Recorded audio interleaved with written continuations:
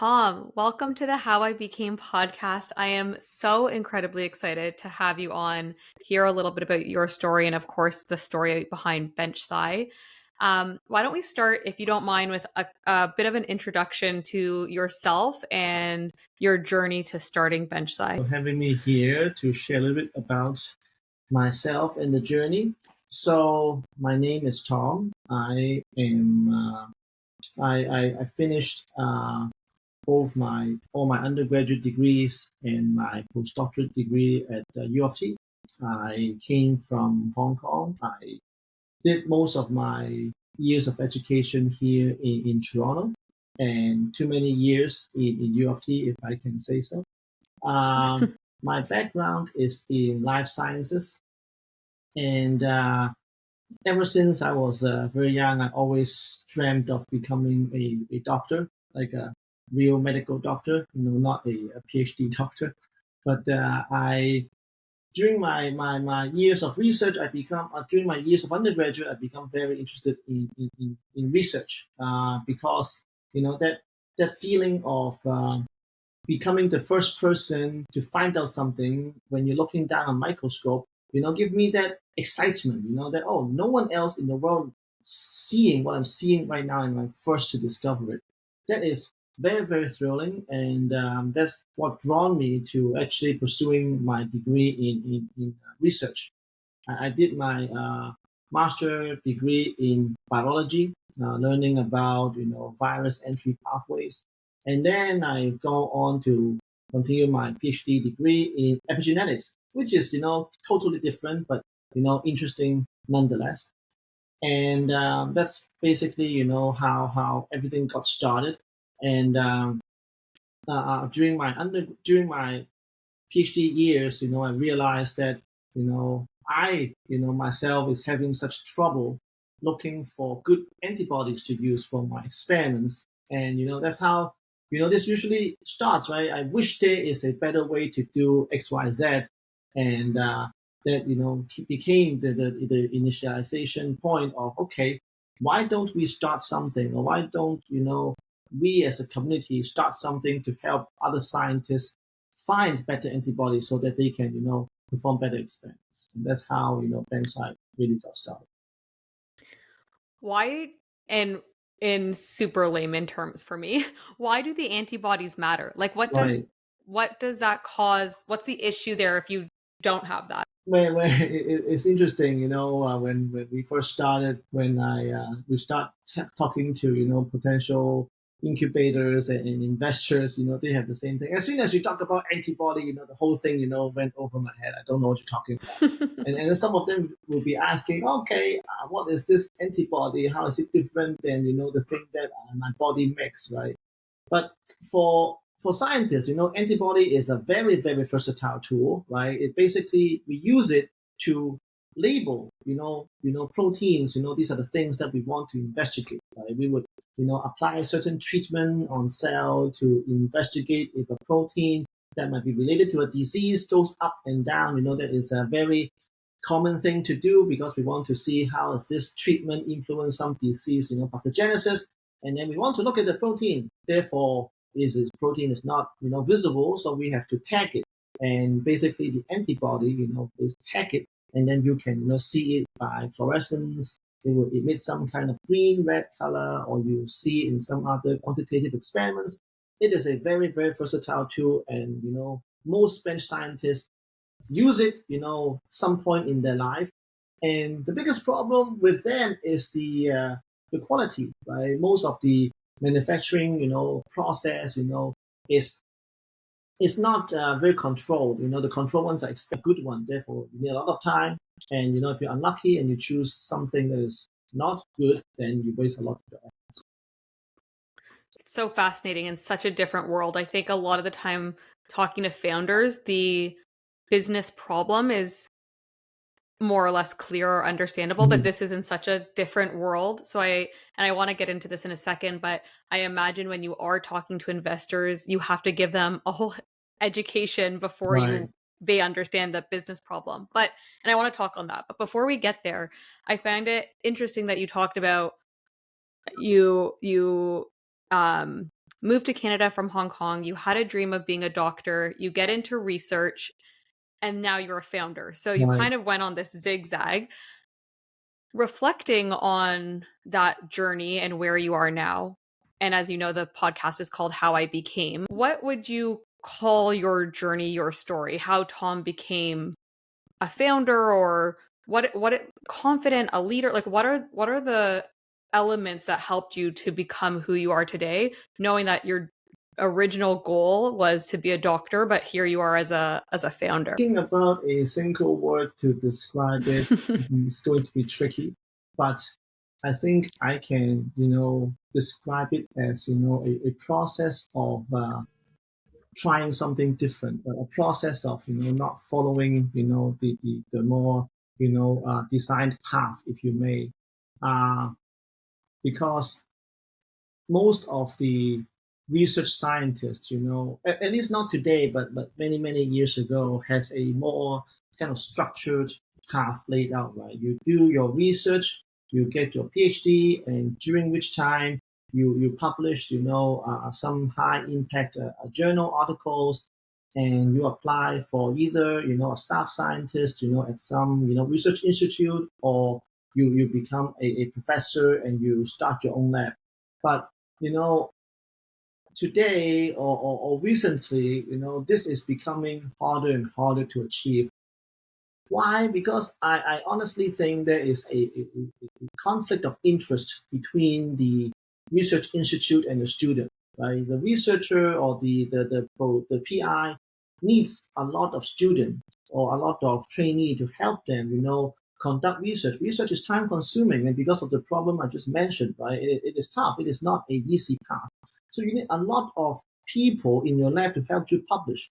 And the quality of research is just becoming so much better now, right? It's just very difficult to get to that kind of differentiation. Oh, I'm better than these other folks, right? Lab is big. Cell Nature Science paper require a big team of people to publish. Everyone have some, contribution to it. And therefore, and a lot of these professors, they become more established, and therefore the availability of new folks coming out from the research to get a job is just becoming harder and harder, right? And this is when I think, maybe this traditional path of researcher, staff scientist, professor is just not for me. It's not like I don't like research. It's just it's getting so difficult to attain or to come by. And I start thinking about, okay, what else can I do? What else, with my, I'm not a good scientist. I know that for a fact because I only published, two measly papers during my entire, postgraduate years. And I think that's why my boss let me left so early. So I'm like, okay, I cannot compete with these other brilliant scientists in my lab, who publish so much in such high impact factor journal. Right? The other thing that I can do is just to, okay, if there's nothing, I'm going to create a path for myself. What can I do? What secret do I know? I love that book Zero to Run when I talk about secrets. What secret do I know that can help me do something that is different? And the secret that I know is that a lot of us, open secret anyway, within the team or a group of researcher, spend so much time finding good antibodies to use. I'll tell you a story that is funny. I don't tell my boss. Every time when I buy antibody, he would always say, buy one, buy two, don't waste money, right? But for me, money is not important because it's not my money. What I'm more concerned about is my experiment. So I buy like 4, 5, and 6, and then I just try them out. And then anything that don't work, I just kick them below the fridge and pretend I've never seen them in my life. So that's just how bad it is, right? It's just a conflict between, okay, we need to save the lab money because those are, research money, but I have my own time and samples to consider, right? I need to make sure my experiment works.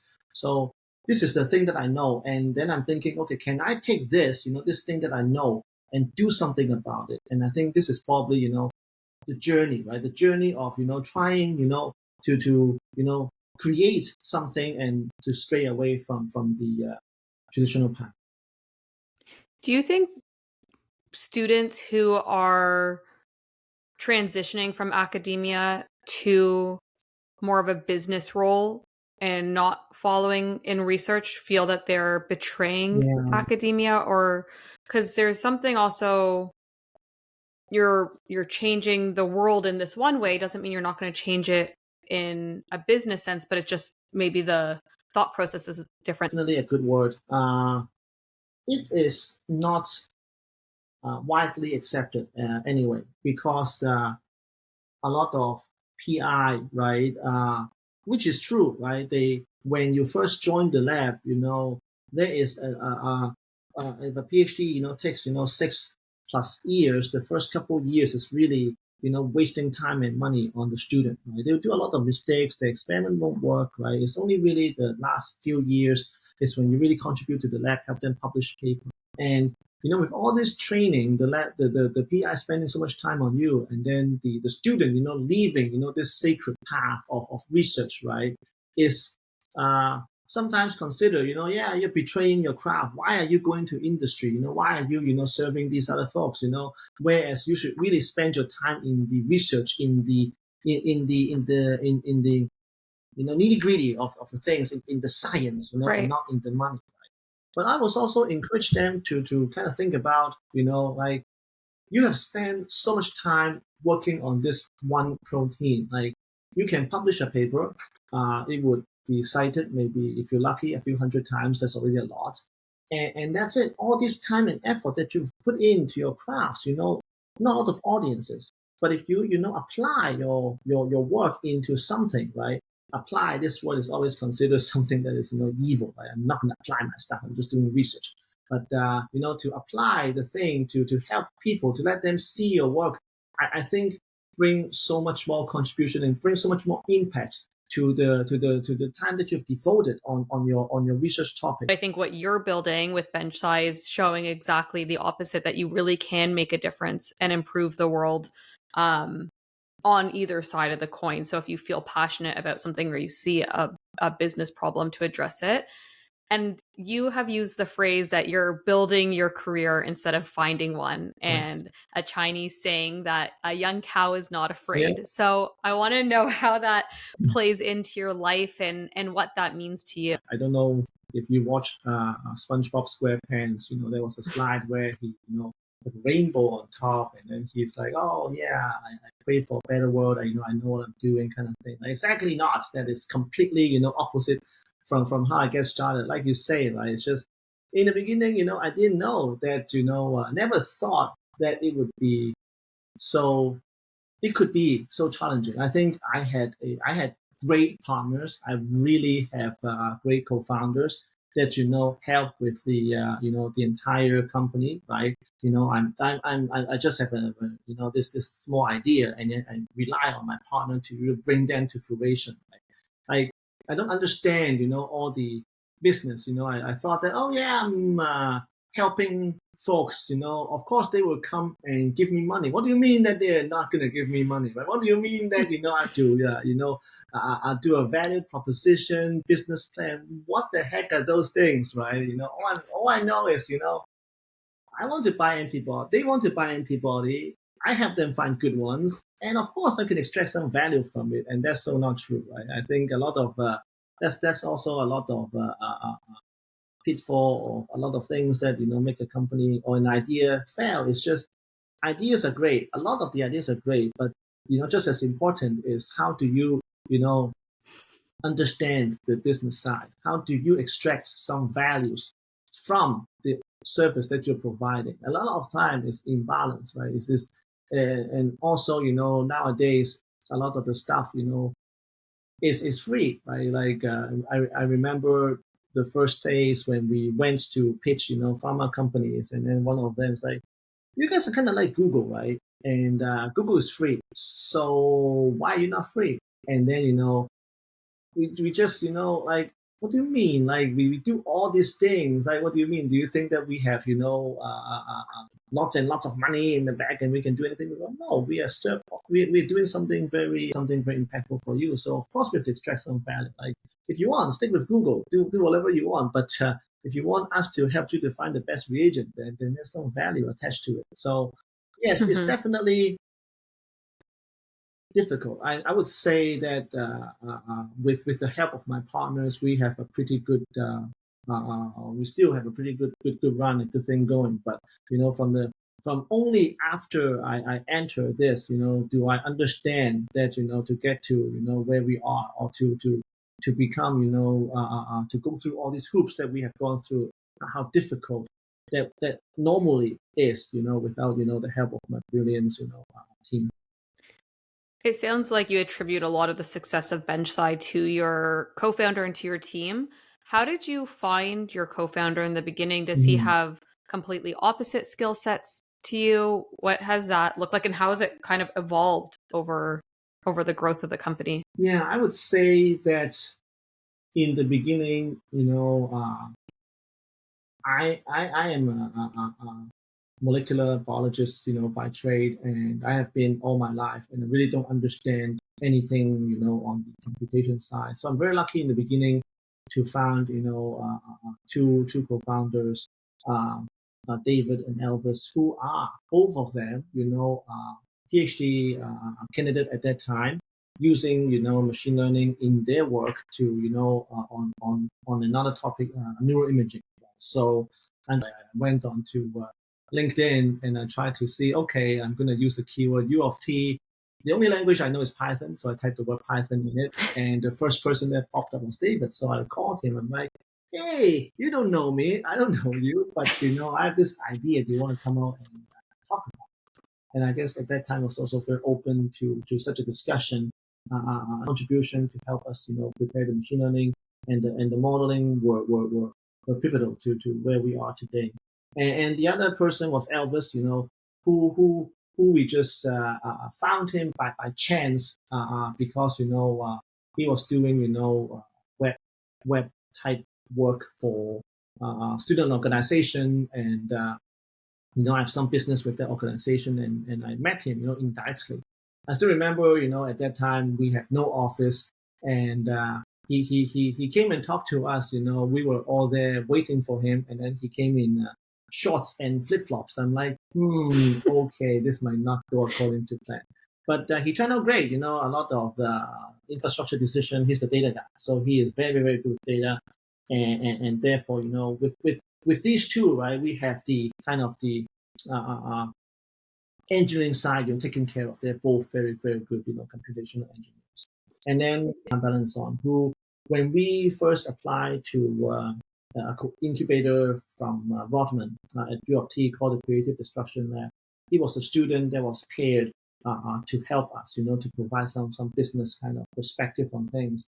And little, like at that time we had like three people, PhD with a lot of brain power, but we know nothing about the business. We know nothing about telling a story. We still go to investor telling them about antibody, not understanding that they understand zero from what we're talking about. So with Liran, who is really the architect, behind on the scene, to build up the company. It's kind of like two sides. We have the engineers trying to in early days, to build the technology, and then Liran is the person that goes and tells story to sell it. So with this kind of combination, each of us doing what we do best. I think that's one of the reasons why we're here. How did you, in that first few conversations, how did you pitch the business? Because they were also PhDs, did they understand that business problem initially? Did you have to modify that storytelling? Because I imagine once you got to the investor, translating it from lab talk to average businessman talk was a communication issue. Yeah. I think pitching the story to Elvis and David was pretty easy, right? I think they are in the business themselves, and they learn the magnitude of the problem. Right? But as soon as when we apply for Creative Destruction Lab, and I have to tell this story to Liran, I think it is a little bit more challenging. But Liran is a smart guy, so he understands enough to know that this could be something that is transformative for the research community, right? I think at that point in time, we still don't have a good business model. We still don't understand, how to extract value. But good business, start with addressing a real problem. And I think he see that we have a real problem, and a real solution to that problem. And everything else, is try and error. Right? How do we sell extract value? But nothing can work unless we have, a real problem. And I think for the investors, right, we have to really change the story, to make it more understandable, right? Instead of antibody, really change the story. And Liran, spent a lot of time with different, mentors to help him, kind of shape the story. It is definitely a process, but I think he got it down to a pretty good, formula in the beginning to start talking to investors that really help us to get our funding in the beginning. And I'm sure there is a lot of twists and turns throughout. I'm curious where you netted out, and I don't know, maybe it has evolved, but what was the business model that ended up working for you with BenchSci? In the beginning, we were focusing on academia because this is where all we come from, right? And that was Right. really not the way to go. I should have understood, from the beginning. Right? I know how difficult it is for PI to secure funding, and therefore, by nature, research scientists are stingy. This is just how it is, right? And it is fine because for them, every dollar, needs to go into research, right? Things to make them go faster is not too welcomed or necessary because they do have a lot of manpower to do that. It's only after we realize that, under some connection, indirect connection to pharmaceutical folks, that this is also a problem with, the pharma industry, right? All the time I was thinking, or we were thinking, they have, they have a lot of resources, right? They can certainly, buy everything in the vendor catalog and try them all out and just find the one that is suitable for them. Because for them, time is the more important resources, right? But for pharmaceutical company, time is critical. Like you're racing Right. against, other companies, and the money that you invest in each of the pipeline is immense, right? So for them, they can buy everything under the sun and test it, but they would prefer not to.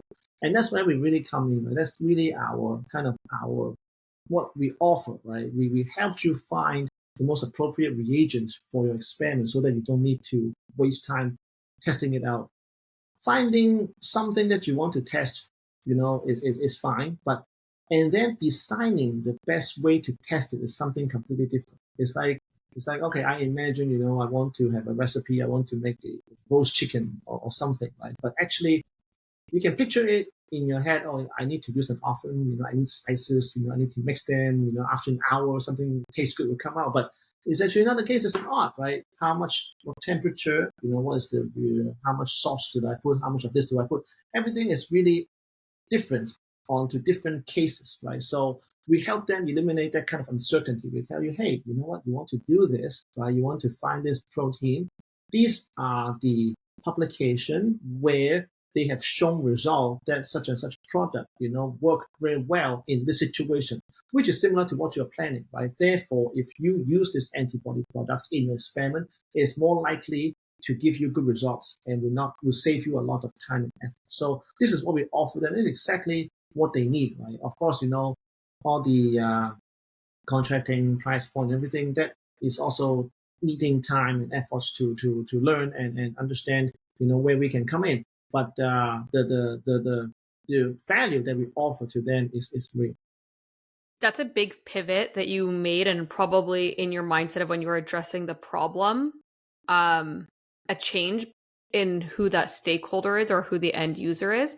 Were there other key pivots that you worked through as you were building the company that maybe you imagined it going in one direction, but because of the business need or what worked, you had to tweak the direction? Another big pivot will be we wanted to do a marketplace.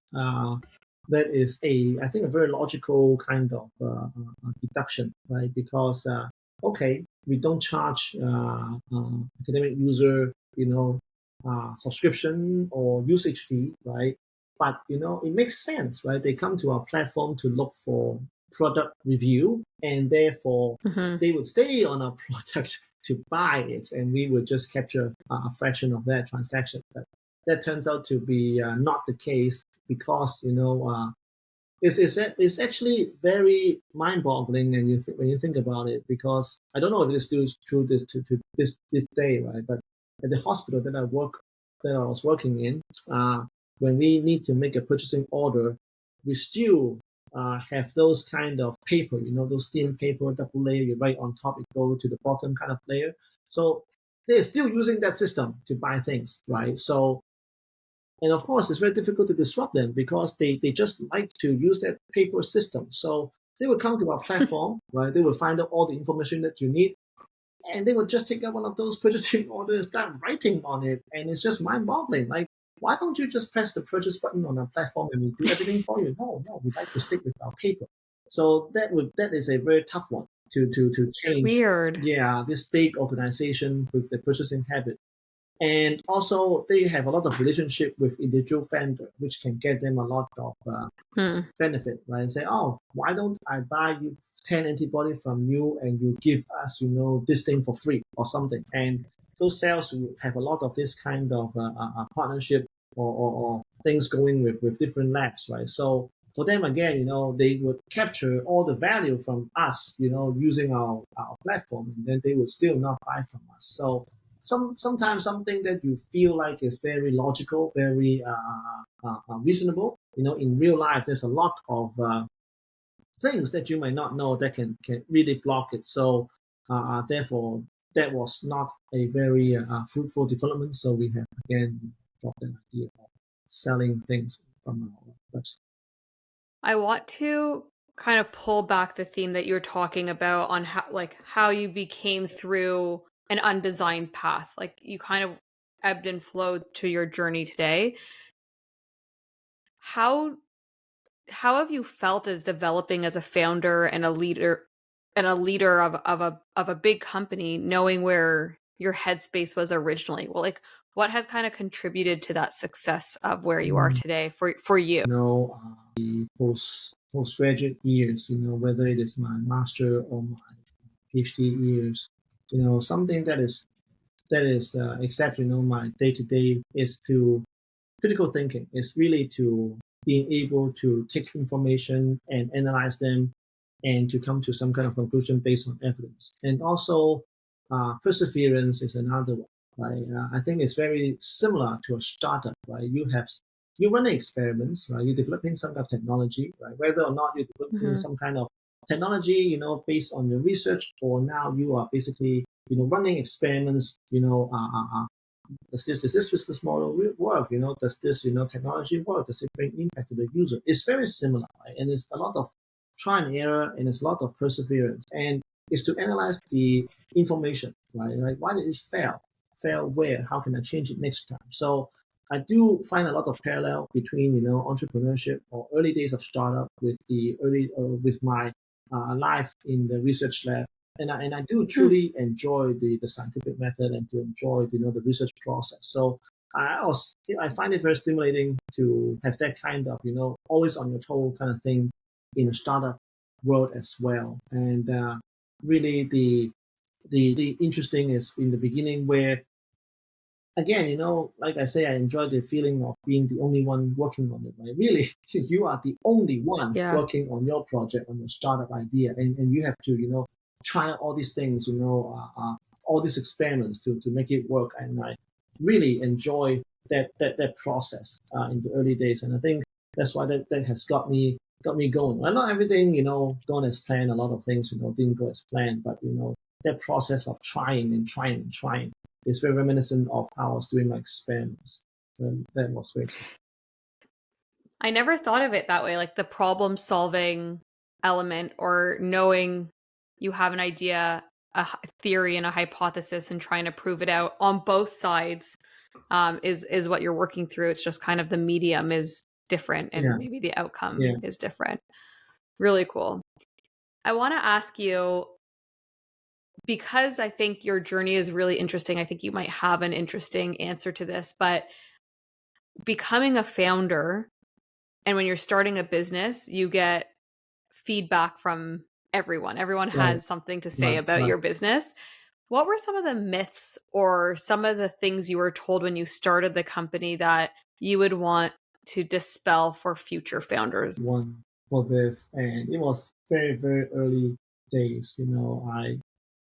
I was trying to find folks to work on this with me. I know that I know something, but I need a lot of help. So Hmm. I would pitch this to whoever I talk to, right?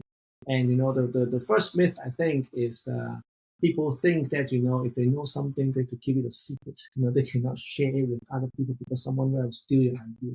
But that is absolutely not true. People are not interested in your story. That's how I found it. People are interested only in themselves, and that's very human nature. So when you talk to other people about your idea, right? It's good to talk to as many people as possible because one, you get some validation, right? You get some yay or nay from them, right? They'll either think that your idea is brilliant or your idea is dumb, right? It's good to hear both sides, right? Even if they think your idea is brilliant, that person is going to have a lot of idea on their own. So the chance of them using your idea is very slim, right? Unless you have a patent, a formula that you don't want to, just, hey, this is the formula, right? But the idea on its own, like talking to people, I think talking to people is great. That is, I think, something that a lot of folks worry about. I'm not going to share my idea. No, talk to people. Like you will learn something from everyone. Whether it's good validation or even if it's not, you will learn something on why not. Why is this not a great idea? Right? They will learn. You have to assume that you know nothing, and everyone around you have something to offer. So talk to as many people as you can. Another myth I think is when in the early days I have a few folks that are working on this with me, not my current co-founders. We're just interested to explore if this is even something that is interesting. So we quickly found out, there are other folks doing similar things, right? I mean, like I say, this is an open secret among scientists. We know that antibodies are not reliable and it's difficult to find a useful one. So, of course, there are people with similar ideas, right? And they are a little bit more established. They have been working on this for some time. And a lot of the early, people that I work with to test this out, they got spooked. They're like, oh no, someone else is doing it. We're too late. I mean, and then I told them, right? I'm like, unless you are, very, very, very smart, like Elon Musk kind of smart, right? Like, unlikely that you're going to be the first person to anything. There's going to be someone else doing something similar, considering, how many people in the world, how many research scientists that you know, right? Having someone doing something similar to you is not a bad thing. It's a good thing, right? Because it's a problem. It's a problem that people realize is important enough that they will spend time trying to solve it, right? It's just whether or not they hit the mark, right? Like recognizing a problem and having a good solution to this problem is two completely different things, right? I recognize a lot of problem. I know that in Toronto traffic is very, very bad, but I'm not a road engineer. I cannot solve this problem. I cannot solve it, right? But I know it's a problem. I want to solve it. I cannot. So whether or not your solution hit the mark is the key thing, right? So having competitors, having people that have the same idea is a good thing, right? And the reason why there's no Uber for hammer and scissors is because that is not going to work, right? So that's why, of course, there's no competitor. It's not valid, right? So having something with people thinking about the same thing is a good thing. So it is not a reason for you to leave, right? Unless that solution is already solving everything that you are bringing to you want to bring value to the user. If that's hitting everything completely the same as what you're doing, then might not be a good idea to just dive your head into it, right? To your point, if there's already a solution, it's no longer a problem. But if you can improve upon it or make it even easier or better or fill in the blank, then that I think leaves room for your opportunity or your business. But That's exactly, like, I think, what the zero to one is trying to say, right? Like, there's a Facebook right now, right? There's many, many other social platforms. Should you make another Facebook too and get people to switch to your thing? Sure, if you can bring, that zero to one kind of differentiation, right? If you just bring a twofold or, oh, I'm making login a bit easier so they're going to come, no, they will not, right? But if your mhm. solution, right, if you truly understand the problem and you bring something truly innovative, then by all means, go ahead. Don't be discouraged because someone else is doing something similar. Tom, this was such a fascinating conversation. I learned a lot, and Mm-hmm. I loved hearing your journey from taking a problem in the academic world and transitioning it to the business world, and how you overcame a lot of those challenges from the the problem itself, but also communicating that to your investors and translating the problem. It's been really, really interesting to hear. Thank you very much. Thank you very much for having me. Thanks so much for joining.